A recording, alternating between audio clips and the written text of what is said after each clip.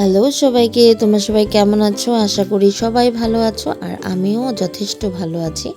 আজকের ব্লগ ভিডিওতে যে ভিডিওটা আমি ছাড়ছি, এই ভিডিওটা হলো 28 অগস্টের। সেই দিনটা আমার কাছে খুব বেশি স্পেশাল ছিল। এখানে ছিল কোনো একজন স্পেশাল মানুষের বার্থডে, যেটা তোমরা কেক দেখার সাথে সাথে বুঝে যাবে কোন মানুষের বার্থডে ছিল। এখানে কেকটা দেখো, আমি এখানে ডেকোরেশন করে রেখে দিয়েছি আর এতটা সুন্দর হয়েছিল কেকটা। ইয়েস, এইটা হলো আমার ওয়ান অ্যান্ড অনলি হাজব্যান্ডের বার্থডে। তো আমরা একটু ছোটোখাটো করে ঘরের ফ্যামিলি মেম্বাররা মিলেই এটা একটু সেলিব্রেশন করার চেষ্টা করেছি। তো কি কথা হলো, সবসময় মানুষ আসলেই বা বড় করে কোনো হোটেলে গিয়ে যদি সেলিব্রেশন করা হয়, ওটাতেই সেলিব্রেশন হয় না আমার মতে। ঘরের ভিতরেও ছোট্ট করে একটু সেলিব্রেশন করা যায়, যেটাতে নিজের মানুষগুলো অনেকটা কাছাকাছি আসার একটা স্পেস পায়। এখানে দেখো বাবা কিছু জানে না ঠিক করে কীরকম কী করতে হবে হার্ট শেপটা বানাতে, তাই মেয়ে একটু ডাইরেকশন দিচ্ছিল। আর এটা হলো আমার শাশুড়ি মা, উনি এখানে দাঁড়িয়েছিলেন। এটা আমি স্পেশালি, কারণ তোমরা আশা করছি সবাই আমাকে চিনবে। এখন একটু একটু করে আমি ভিডিও যখন ডেইলি দেওয়া শুরু করছি, আমি হলাম তোমাদের ওয়ান অ্যান্ড অনলি রাখি। তো দেখো, আমার নাম রাখি, সরি। এখানে আমরা সবাই ফুর্তিতে আছি, ফেসটা দেখলে সবাই একটু বুঝতেই পারছো। সত্যি সেই দিনটা অনেকটা বেশি হ্যাপি হয়েছিলাম। দিনটা না, দিনে তো একদম বিজি শিডিউলের জন্য কেউ সাথে কেউ বসার সুযোগই পাইনি।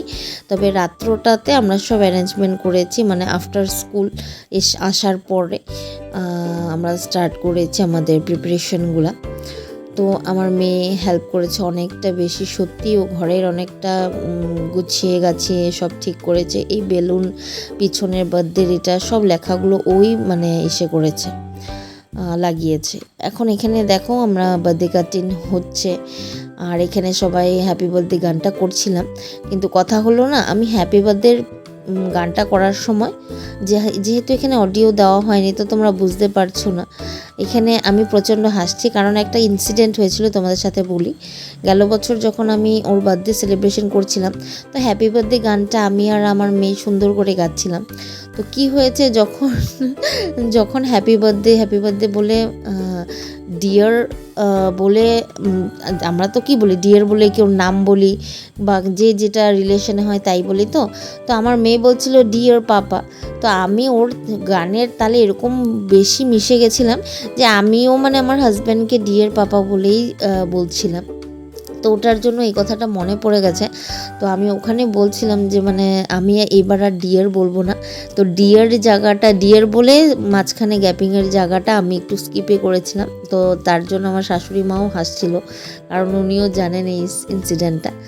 তো দেখো, এখানে কেক কাটিং হয়ে গেছে। এখানে আমরা একটু ছোট করে যেতটুকু আয়োজন করেছিলাম, এখানে গরম গরম চা বানানো হয়ে গেছে। তো কেক কাটিংয়ের পরে অবশ্যই এই সেটা করা হবে, চা খাওয়া হবে। তাই আগে আমি এই জিনিসগুলো দেখিয়ে নিয়েছিলাম যে কি কি প্রিপারেশন করা হয়েছে। আফটার প্রিপারেশন তারপর তো ওটা দেখা হবে। আর এগুলি আজকে একটু করে রান্নাবান্না করব। তো আজকে স্পেশালি গণেশ পূজা ছিল, কিন্তু তোমরা বিশ্বাস করো, আমাদের যে গণেশ পূজায় যাওয়ার সেটাও মানে কোনো ইন্টেনশন ছিল না। আমরা যেমন ঘরের মধ্যে এতটুকু সেলিব্রেশনে অনেকটা বেশি খুশি হয়ে আছিলাম, আমাদের বুঝতেই পারছিলাম না যে আজকে গণেশ পূজা, যে ফ্যামিলির মধ্যে টাইম স্পেন্ড করা যে কতটা বড় লাকিলি ব্যাপার। সত্যি অনেক সময় স্পেন্ড করার পরেই বোঝা যায় আমরা অনেক ব্যস্ততার জন্য কি হয়, আমরা ফ্যামিলিকে টাইম দিতে পারি না। কিন্তু এরকম ছোট ছোট কতগুলি মোমেন্টের জন্য সেই টাইমিংটা ক্রিয়েট হয়, যার জন্য মিলে আমরা সবাই একটু কাটাতে পারি। সত্যি আমিও স্পেশাল মোমেন্টগুলো সবসময় ভালোবাসি, আর তাই একটু ক্যাপচার করতেও পছন্দ করি। আর এখানে দেখো মার পাও ছুঁয়ে নিচ্ছিল, মাও একটু জলিভাবে একটু হাসছিল। এই যে আশীর্বাদের পয়সা, মার কাছে তো বেশি পয়সা থাকে না, সবসময় যা ছিল তাই দিয়েছে আর কি মা। তো আমার শাশুড়ি মা কোনোদিন মুখ ফুটে কিছু বলে না। তো ছেলেকে এসে বলছিল যে তুমি সবাইকে প্রণাম করলে, আমাকে প্রণাম করলে না। ও প্রণাম করতে মানে একটু ভুলে গেছিলো, স্কিপ হয়ে গেছিলো, তার জন্য মানে ও সবসময় একটু সাদাসিধে, মানে ও কি বলবো, প্রণাম করাটা, কিন্তু সেদিন কি জানি কি হয়েছিল, একটু টেনশনেই ছিল হয়তো বা। তোমরা ওর মুখ দেখলে বুঝতেই পারবে, আমরা যতটা এক্সাইটেড ও মানে ও প্রচণ্ড ম্যাচিওর, আর আমি ওকে অল্প ম্যাচিওর থাকতে দিই না। তো যাই হোক, সব মিলেমিশে এভাবেই একাকার হয়ে চলছি। আর এখানে সবাই আমরা ইভিনিং টাইমের চাটা যেটা ছিল ওই চা খেতে বসেছিলাম। তো চায়ের স্পেশাল মেনু তো তোমরা দেখে নিয়েছো, কেক তো অবভিয়াসলি ছিলই, সিঙ্গারা ছিল, রসগোল্লা ছিল আর দুধ চা। তো এতটুকু টাইম স্পেন্ড করাটাও কিন্তু আমাদের লাইফের জন্য অনেকটা মানে স্ট্যাবিলিটি প্লাস স্ট্রং রিলেশনশিপের মধ্যে অনেক কিছু নিয়ে আসে আমি মনে করি। এখানে যে এতটুকু টাইম বসে আমরা চারজন বসে একসাথে টাইমটা কাটাচ্ছিলাম, সত্যি অনেকটা বেশি স্পেশাল ছিল। কারণ ব্যস্ততার জন্য সেরকমভাবে টাইম স্পেন্ড করা হয় না। সন্ধ্যার সময় তো মেয়েকে নিয়ে পড়াতে বসতে হয়, আর আমারও ভিডিও এডিটিং থাকে, তার জন্য আমরা মানে সেরকম কিছু বিকালবেলাও করা হয় না বা বসে একসাথে যে ওই জিনিসগুলো হয় না, সবাই ব্যস্ত থাকে। আর মাও টিভি দেখতে থাকে, তো আমিও মাকে অনেক সময় ডিস্টার্ব করতে চাই না। কিন্তু সেদিনকার কী হয়েছে, মনটা এতই ভালো ছিল যে বলেছি যে না, আজকে টিভিও দেখতে হবে না, আমি ভিডিও এডিটিংও করিনি, আর মেয়েকে সেদিন একটু পড়াতেও বসাইনি। বলেছি যে না, আজকের দিনটা এভাবে কাটাবো আমরা ফুর্তি করে সবাই একসাথে মিলে। তো দেখো, এখানে সবাইকে কেক আমি ভাগ করে দিচ্ছিলাম, আর এখানে সবাই অল্প অল্প করে চা খাচ্ছিল। তো কিন্তু এখানে একটা ইনসিডেন্ট হয়েছে। কি ইনসিডেন্ট হয়েছে, আমি এতটাই সাইডে বসেছি যে আমি যে খাওয়ার সময় যে এক্সপ্রেশনগুলো দিচ্ছি আমার ফেসটাই দেখা যাচ্ছে না, আমি বুঝতেই পারছিলাম না। যাই হোক, আমার হাতটা দেখেছে ওটাই বেশি, আর কি বলবো। আর এখানে দেখো, আমি আর আমার মেয়ে একটু চিয়ার্স করে নিলাম। এখানে প্রতিটা জিনিস আমি আর আমার মেয়ে মানে একটু এক্সাইটমেন্টটা বেশি থাকে সব সময়। আর আমরা যেহেতু এতটা জলি টাইপের চলি, তো আশেপাশে যারা থাকে তারাও অল্প জলিনেসটা এসে পড়ে। তো এইভাবেই দেখো, আমি এখানে তোমাদের দিকে তাকিয়ে খাচ্ছিলাম, যে তো আমার হাজব্যান্ড কী করেছে, লুকিয়ে লুকিয়ে একটু দেখেছে আমি যে এরকম করেছি। তো ওখানে বলছিলাম আর কি যে কি করব, এখন আমি কন্টেন্ট ক্রিয়েটার হতে চলেছি, যদি আমার একটু ভিডিওর দিকে তাকিয়ে ওদেরকে মানে ভিডিওতে তো ক্রিয়েশন করার জন্য এরকম করতেই হবে একটু। তো ওটাই বলে একটু হাসছিলাম।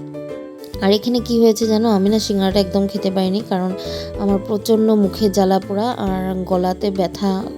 অনেক দিন ধরে ডক্টর দেখিয়েছি, মেডিসিন নিয়েছি, তাও মানে আমার এটা ঠিক হচ্ছে না, আমি জ্বলা জিনিসটা খেতেই পারছি না। তারপরে আর কি মেন মেনুতে এসে পড়লাম আমরা।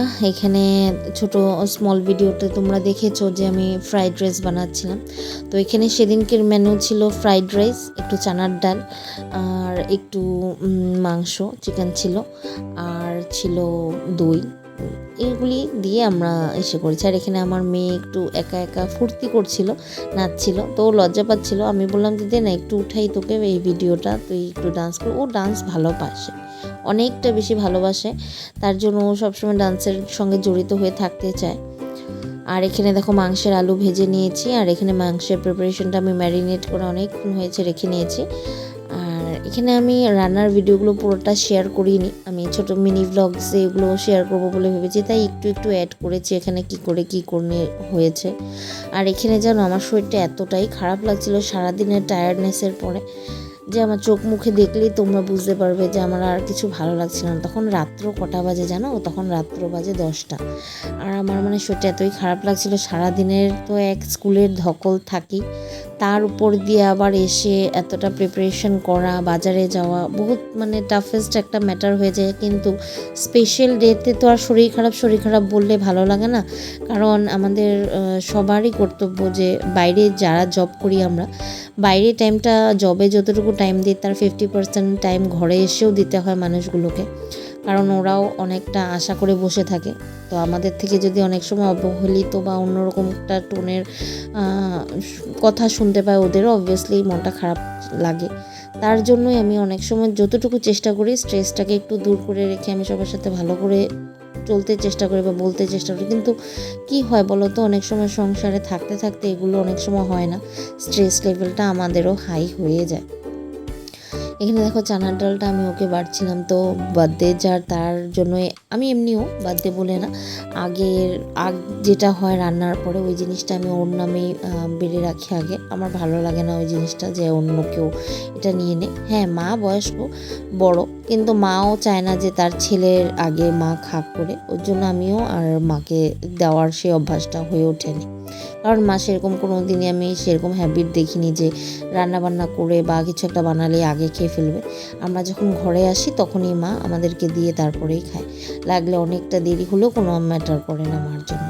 আমিও তাই শিখেছি। আর তো এখানে দেখো এখন একটু একটু করে সবার জন্য বেড়ে নিচ্ছি। আমার হাজব্যান্ডের থালটা বাড়ার পরে আমার জন্য, শাশুড়ির জন্য আর আমার মেয়ের জন্য, সবার জন্য একটু একটু করে বেড়ে নিচ্ছি। এখানে পদগুলো যে এত টেস্ট হয়েছিল সেদিনকে নিজের মুখে নিজে বলা উচিত না, তাও বলছি, খুব টেস্টি হয়েছিল, ইয়ামি হয়েছিল। এখানে দেখো ওকে ভাতটা বেড়ে দিয়েছিলাম। তো এখানে ওকে বললাম যে ফার্স্ট বাইটটা খাও, তুমি দেখি তোমার এক্সপ্রেশনটা কী হয়, ফ্রাইড রাইসটা কীভাবে কীরকম হয়েছে। তো ওর এক্সপ্রেশনটা তো তোমরা দেখতেই পারছো, অনেকটা বেশি টেস্ট পেয়েছে আর মানে অনেকটা এক্সাইটেড ছিল এক্সপ্রেশনটা দিতে দিতে। ও ভালো পায়, সবসময় এগুলি জিনিস খেতে ভালো পায়, কিন্তু অনেক সময় হয়ে ওঠে কি আমি টাইমটা হয়তো মিলাতে পারি না, অনেক সময় ভালো মন্দ খাওয়াটা কম হয়ে ওঠে। হ্যাঁ, সানডেতে অনেক সময় হয়, কিন্তু সানডেতে স্পেশালি আমার আর্টের স্কুলটা থাকে, তার জন্য আমি বলতে গেলে কি সারাটা দিন সারাটা উইক আমি একটু ব্যস্ততার মধ্যেই থাকি, যার জন্য আর কি বলবো, শর্টকাটে আমাদের লাইফটা চলে। কিন্তু যেদিন হয়, আমি রাঁধতে ভালোবাসি, কিন্তু রাঁধতে ভালোবাসলে কী হবে, টাইমটা তো পেতে হবে। তাই দেখো সবার সাথে বসে আমিও এখানে একটু খেয়ে নিচ্ছিলাম, কারণ তখন অনেকটা রাত্র হয়ে গেছিলো, শরীরটাও প্রচণ্ড খারাপ লাগছিলো। তো দেখো ছোট ছোট করে এরকম ভিডিওগুলো আমি ছাড়তে থাকি, আশা করি তোমাদের সবার ভালো লাগবে। আর যদি ভিডিওগুলো আমার ভালো লাগে প্লিজ চ্যানেলটাকে সাবস্ক্রাইব করে নিও, লাইক কমেন্ট শেয়ার করে দিও। আজকের জন্য এতটুকুনি থাক, কালকে আবার দেখা।